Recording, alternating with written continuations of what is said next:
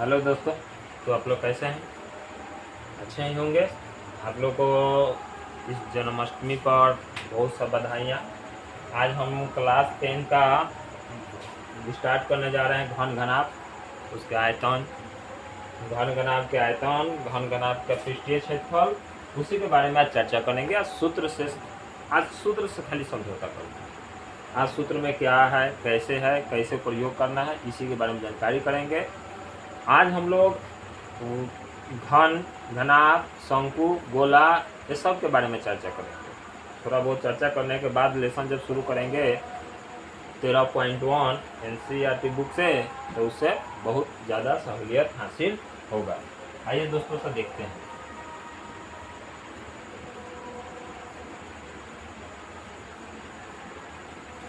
शुरू करते हैं क्लास हम लोग अपना।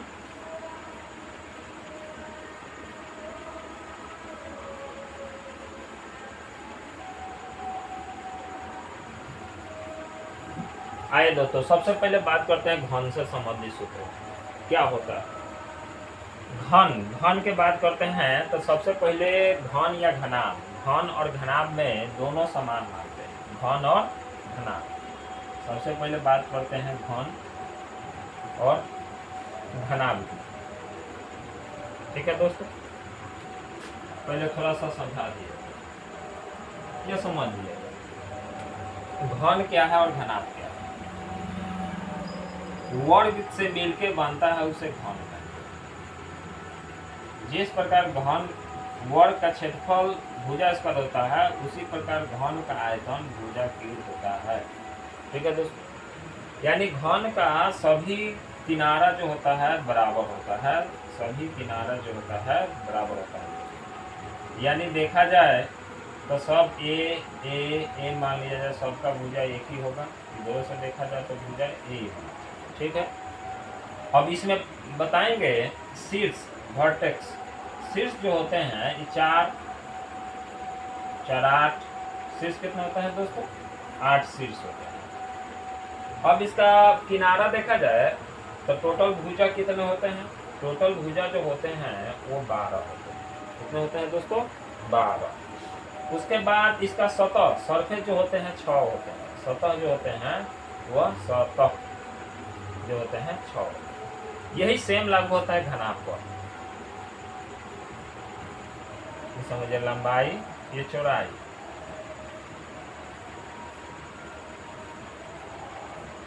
और ये ऊंचाई। तो ये ऊंचाई हो गया, ये लंबाई हो गया, और ये ब्रेथ, चौड़ाई, LB, HLB, LB। इसमें भी वही बात करते हैं, ABCDEFGH।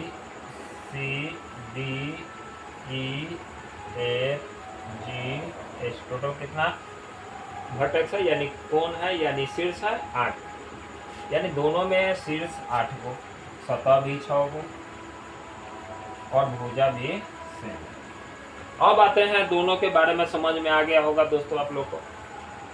अब इसमें इस छोर से और इस छोर पर मिला दे, इसे विकर्ण कहते हैं। यहाँ भी इस छोर से इस छोर पर मिला दिया जाए, विकर्ण कहते हैं। अब एक एक पॉइंट के लेके बारे में चर्चा करते हैं। इससे सूत्र रिलेटिव है, जितना सूत्र इससे संबंधित है उसे चर्चा करते चलते हैं।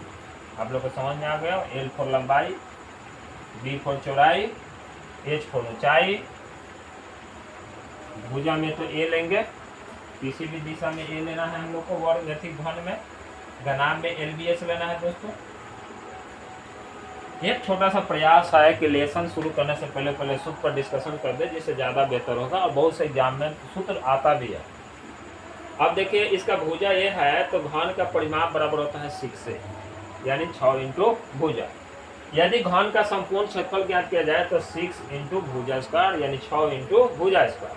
घन का पार्श्व वर्ग पृष्ठ ज्ञात किया जाए तो 4 इंटू साइड स्क्वायर, यानी भुजा स्क्वायर। 1 2 3 4 साइड का बोल रहा है। अब घन क्या है, घनाभ क्या है, तो घर में जितना स्क्वायर में हो, जैसे बक्सा उक्सा होता है, ये सब हमारे घर में जितना बक्सा है, बेड है, ये सब जो है घनाभ में। और जितना हम लोग जैसे लूडो छक्का खेलते हैं तो उसमें जो गोटी होता है वो क्या होता है, घन में होता है। और घन का आयतन बराबर होता है भुजा क्यूब। क्या होता है दोस्तों? भुजा क्यूब, यानी कहीं कहीं ए क्यूब होता है। आयतन बराबर क्या हो जाता है? ए क्यूब। इसमें यूनिट लिखेंगे तो अगर जो सेंटीमीटर होगा तो आयतन में हमेशा क्यूब दिया जाता है, मीटर जो होगा तो क्यूब होगा, एरिया होता है तो उसमें स्क्वायर होता है। यूनिट पर भी ध्यान देना जरूरी है हम लोग को। घन का विकर्ण की लंबाई बराबर √3 इंटू भुजा होता है दोस्तों। घन का विकर्ण की लंबाई बराबर √3 इंटू भुजा होता है। अब आते हैं घनाभ, फिर से चर्चा कर देते हैं दोस्तों। घन का विकर्ण बराबर √3 इंटू ए, जहाँ ए बराबर भुजा है। घन का पीछे क्षेत्रफल इंटू 6 इंटू ए स्क्वायर। और जब घन का भुजा ज्ञात करना है, आयतन पता है तो घनमूल आयतन लिख देते हैं दोस्तों। आगे बढ़ते हैं, घनाभ के बारे में बात करते हैं। घनाभ में 3 भुजा देख लीजिए, एल बी एच, लंबाई चौड़ाई ऊंचाई। और घन का घनाभ का आयतन बराबर एल बी एच। ये जो सूत्र है दोस्तों, ये सूत्र आपको जो वही STT का एग्जाम जो चल रहा है, बिहार सरकार द्वारा किया जा रहा है, जो बिहार स्टेट गवर्नमेंट द्वारा, उसमें यह आया था मैथ के पेपर में। आगे बढ़ते हैं। अगर जो एक सूत्र पता है तो एक सूत्र से घनाभ की लंबाई ज्ञात करना हो तो आयतन बटा चौड़ाई इंटू ऊंचाई। उसी प्रकार चौड़ाई ज्ञात करना हो तो आयतन बटा लंबाई इंटू ऊंचाई ज्ञात कर सकते हैं। आगे बढ़ते हैं। घनाभ का पृष्ठीय क्षेत्रफल ज्ञात करना हो तो 2 इंटू 2 ब्रैकेट में LB plus BH plus LH ज्ञात करेंगे तो घनाभ का पृष्ठीय क्षेत्रफल आ जाएगा दोस्तों। घनाभ का विकर्ण बराबर √L² B² H², L² B² H² दोस्तों। ये सब था हम लोग का घनाभ और घन के बारे में सूत्र। अब आगे बढ़ते हैं। संदूक के ढक्कन हो तो संदूक के बारे में बता दिया जा रहा है। संदूक का अगर आयतन ज्ञात करना हो तो उसके लिए अगर जो हमारे पास तख्ता का मोटाई हो, बक्सा बना हो, लोहा की मोटाई हो, तो वो क्या करेंगे, बाहरी लंबाई पता हो और भीतरी लंबाई, भीतरी आयतन ज्ञात करना हो तो उसमें बाहरी मोटाई दो तरफ से घटा देंगे, क्योंकि तख्ता दोनों तरफ होता है दोस्तों। लंबाई चौड़ाई ऊंचाई दोनों 2 बार 2 से मल्टीप्लाई करके मोटाई तख्ता का घटा देंगे, तब अंदर का ऊंचाई चौड़ाई लंबाई मिल जाएगा, तो उसे आसानी से आयतन ज्ञात कर लीजिए। उसी प्रकार अंदर वाला पता हो तो जोड़ देंगे तो बाहर वाला ज्ञात हो जाएगा। अब बढ़ते हैं लंबवृत्तीय बेलन, यानी बेलन के बारे में दोस्तों। बेलन जो बनता है वो सिलेंडर, जितना घर में ड्राम है हम लोग का, उस सिलेंडर आकार का जो होता है उसी के बारे में ज्ञात करना है। अब ये जो होता है ये रेडियस होता है, त्रिज्या, और ये जो होता है ये ऊंचाई होता है h, यहाँ से। अब इसका देखा जाए लंबवृत्तीय बेलन का वर्ग पृष्ठ का क्षेत्रफल बराबर होता है 2πRh, 2πRh। लंबवृत्तीय बेलन का संपूर्ण पृष्ठ का क्षेत्रफल होता है दोस्तों 2πr प्लस h, यानी ऊपर का क्षेत्रफल 2 हो गया और साइड वाला h गुना कर दिया। लंबवृत्तीय बेलन का आयतन बराबर होता है πr²h, πr²h। अगर जो खोखला हो तो खोखले बेलन का आयतन बराबर πh/r² घटा r²। मान लीजिए खोखला है तो अंदर वाला r हो गया, बाहर वाला कैपिटल R हो गया, इसलिए r बाहर वाला में से घटा अंदर वाला त्रिज्या। अब खोखले बेलन का पूर्ण पृष्ठ बराबर 2πr capital R plus small r, फिर capital R minus small r plus h होता है। बेलनाकार सेल की मोटाई बराबर r minus r, capital R minus R।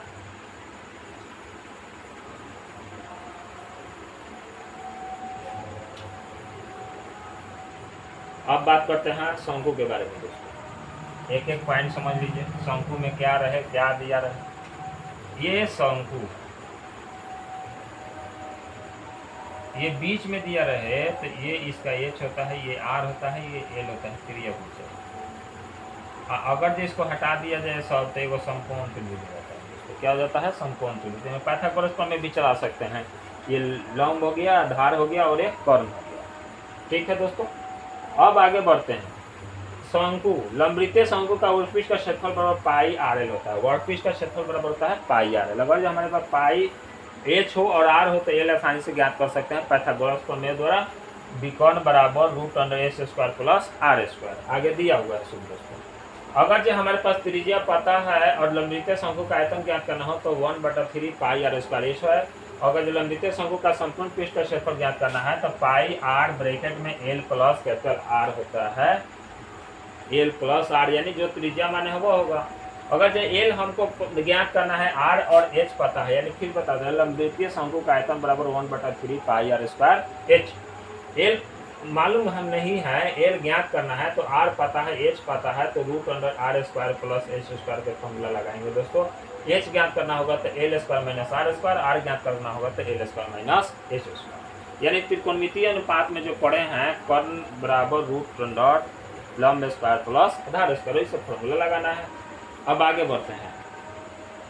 इसी पर छिन्नक कहो ईजिए या बाल्टी कहिए।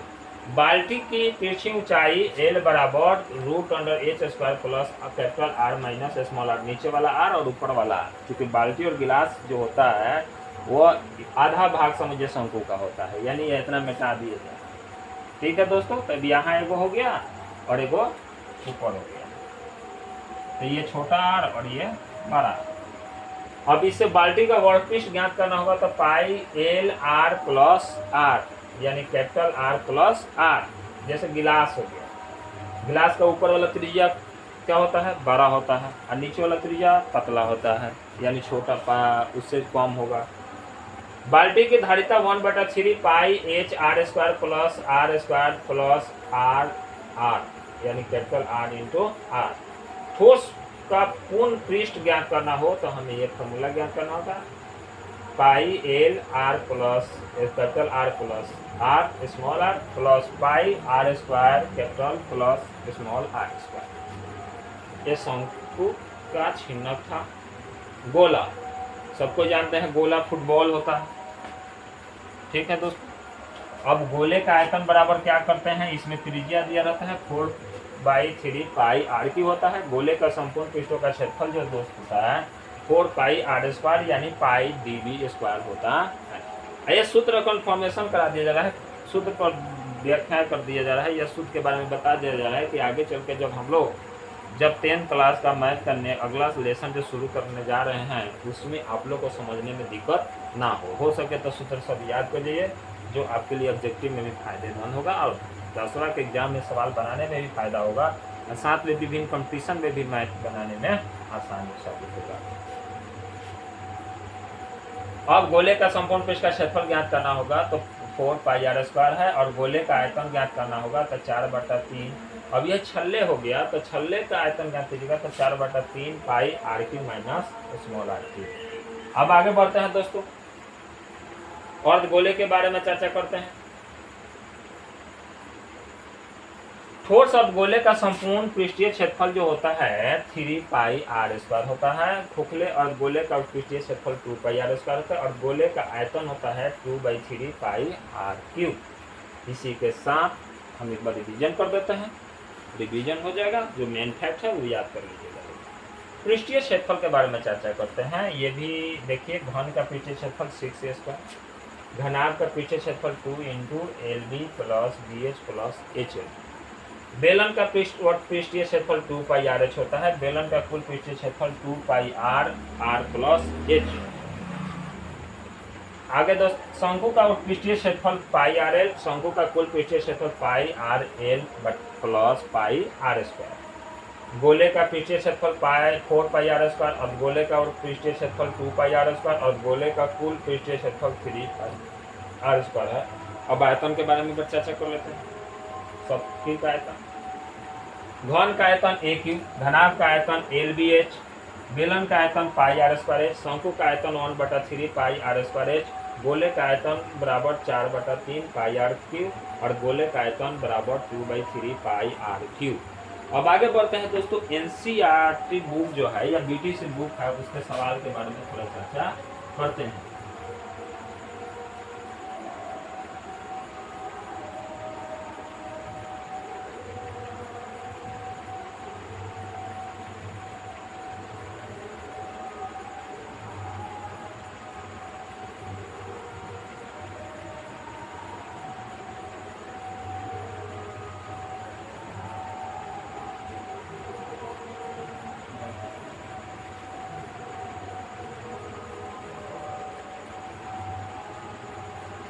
जैसे कि दोस्तों हम बताए हैं कि पृष्ठीय क्षेत्रफल और आयतन हम लोग को पढ़ना है, कौन कौन सा सूत्र का जरूरत पड़ेगा उस सब के बारे में हम लोग चर्चा करके आ रहे हैं। अब हम लोग चर्चा करके आ रहे हैं घनाभ, शंकु, बेलन और गोले के बारे में। अब इसी पर सवाल कुछ चर्चा करते हैं।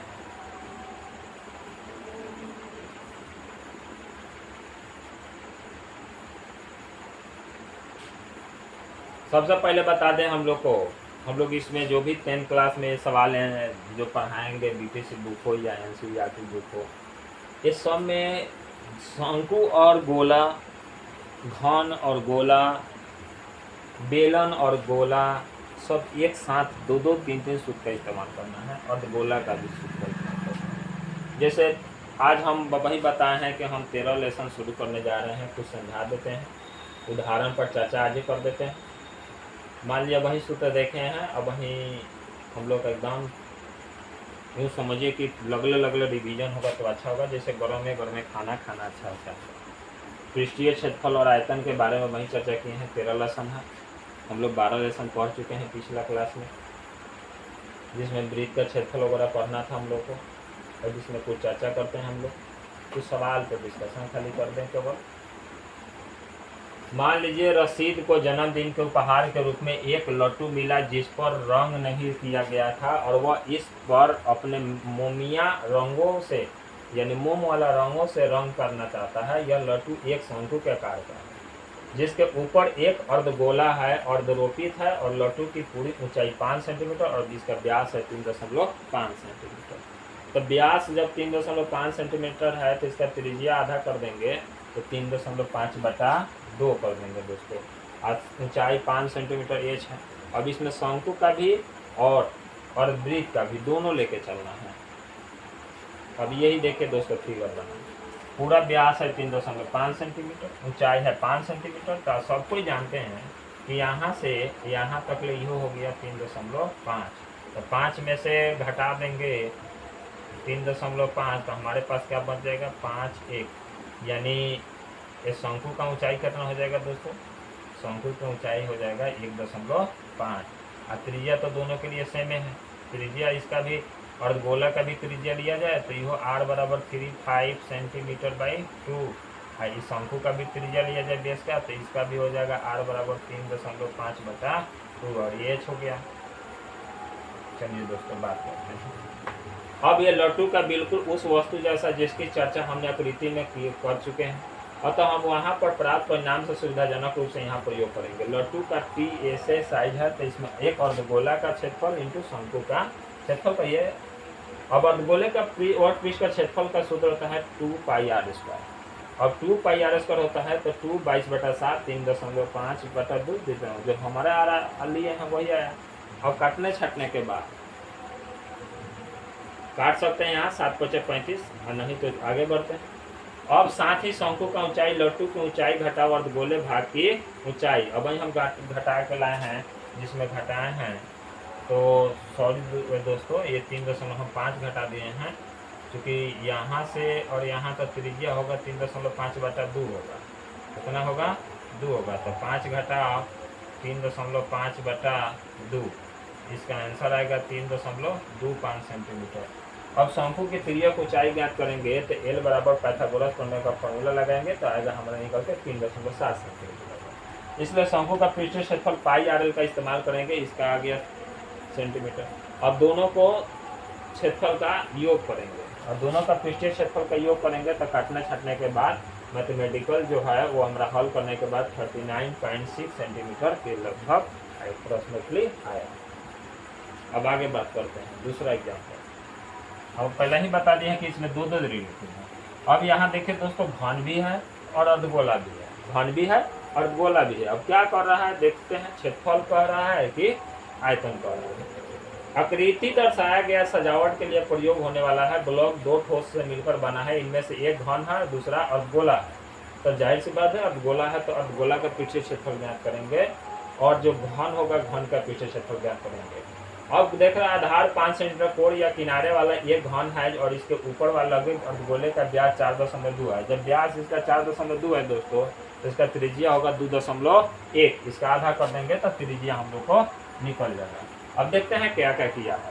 सबसे पहले घन का संपूर्ण पृष्ठ का क्षेत्रफल वहीं पढ़ के आए हैं 6 इंटू भुजा स्क्वायर, तो 6 इंटू 5 कर दिया 150 सेंटीमीटर स्क्वायर। अब घन का वह भाग जिस पर अर्धगोला लगा है वह पृष्ठीय क्षेत्रफल के सम्मिलित होगा, इसलिए ब्लॉक का पृष्ठीय क्षेत्रफल बराबर घन का TSA का क्षेत्रफल घटाव अर्धगोले का आधार का क्षेत्रफल प्लस अर्धगोले। अब जो अर्धगोला है दोस्तों, तो अर्धगोला जो है वह घन पर ऊपर से रखा हुआ है, तो वो पृष्ठ तो उतना कम होगा ना गोला में से। यानी कहने का मतलब है कि ऊपरी सरफेस है, ऊपरी गोला रखा गया है, तो इस क्षेत्रफल जो होगा वो घटाने के लिए कर रहे हैं। तो अर्धगोले पर आधार का क्षेत्रफल घटा दिया गया प्लस अर्धगोले का ऊपरी सतह का क्षेत्रफल। अब ये आया 150, आई वृत्त हो गया चूंकि, तो वृत्त का हो गया पाई आर स्क्वायर। अब उसका अर्धगोले का क्षेत्रफल 2 पाई आर स्क्वायर। अब 150 अब 2 पाई आर, अब मान भर दिए, हमारे पास आया 150 प्लस पाई आर, चूंकि ये वो घट गया यही घटा दिया। अब यहाँ मान पुट कर दिया, मान पुट करने पर 150 सेंटीमीटर इंटू 13.86 सेंटीमीटर जोड़ दिए, आंसर आ गया। आगे बढ़ते हैं, इसका 3 नंबर उदाहरण देखिए। 3 नंबर देखिए, एक सिलेंडर है और एक शंकु है, एक सिलेंडर और एक शंकु है। अब लकड़ी का एक खिलौना रॉकेट और शंकु के आकार का है, जो एक बेलन पर अधोरोपित है, जैसे कि आकृति दिखाया गया है या दर्शाया गया है। संपूर्ण रॉकेट की ऊंचाई 26 सेंटीमीटर है, पूरा 26 है, जिसमें 6 सेंटीमीटर उसका ऊंचाई है, तो पूरा ये कितना बच गया 20 सेंटीमीटर। अब ये शंकवार भाग की ऊंचाई 6 सेंटीमीटर, शंकवार के भाग के आधार का व्यास है 5 सेंटीमीटर, तो त्रिज्या कितना हो जाएगा दोस्तों, आधा हो जाएगा। अब कह रहा है कि बेलनाकार भाग के आधार का व्यास 3 सेंटीमीटर है। अब देखिए शंकु का 5 सेंटीमीटर और ये बेलन का 3 सेंटीमीटर व्यास है, तब आधा ज्ञात करेंगे तो उसका 2.5 है, इसका 1.5। अब आगे बढ़ते हैं।